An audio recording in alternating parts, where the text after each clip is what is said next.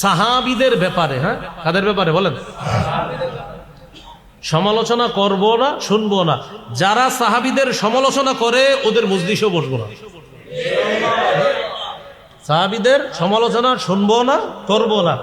ওদের মজলিস যদি আমি যদি নিশ্চিত জানি যে এরা তো সাহাবী বিদ্বেষী, তো ওদের মজলিসেও বসবেন না। এই যে আমি এই কথাটা বললাম না, অনেকে মনে মনে বলতেছে এটা মনে আমগরে কয়, তো আপনি সাহাবী বিদ্বেষী হলে তো আপনারই কই। এই কথাটা বললে কিভাবে জানেন? এই যে এরকম করে আরিফ বিন হাবিব এটা কার ইঙ্গিত করলো, তো আপনি যদি সাহাবী বিদ্বেষী হন আপনার না, তো নাই, আপনি যদি সাহাবী বিদ্বেষী না হন তো আপনি না। এই যে বলতেছি না, এই ঠিক আপনার কেউ শুনতেছে, হয়তো মাইকে শুনতেছে, আচ্ছা সাহাবী বিদ্বেষী বললে উনি কি বুঝাইতেছে? আমি বুঝাইতেছি যে সাহাবী বিদ্বেষী, এটাই বুঝাইতেছি। হুজুর আমি তো সাহাবী বিদ্বেষী না, তো কথা তো আপনারা বলি নাই।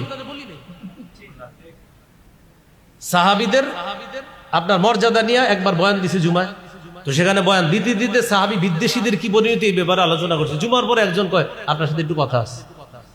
বলি বলেন কি কথা? রোমে যাইতে যেতে উনি বলতেন, আপনি সাহাবী বিদ্বেষের যে বিষয়টা বললেন, তাদের উপর আল্লাহর অভিশাপ এভাবে বললেন। আমি হ্যাঁ কি বলতে চান সেটা বলেন। মানে সাহাবী বিদ্বেষ কারা লালন করে? আমি আপনি সাহাবী বিদ্বেষী কিনা সেটা বলেন। কয় আস্তাগফিরুল্লাহ কি বলেন? আমি তো আপনি মানে আপনার সমস্যা কি বয়ানে?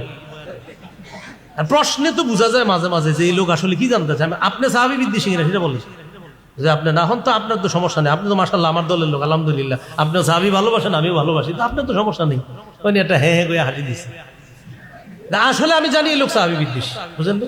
এই সাহাবী বিদ্বেষ ধারণ করে লালন করে। শুধু তাই না, আমিরে মুআবিয়া রাদিয়াল্লাহু তাআলা আনহুর পরে আমরা রয়াকার রা বসাই, সে লয়াকার লা বসায়। লয়াকার লা, আমরা রয়াকার রা বসাই না, সে বসায় লয়াকার লা, ল ল ল সাহাবীর পরে।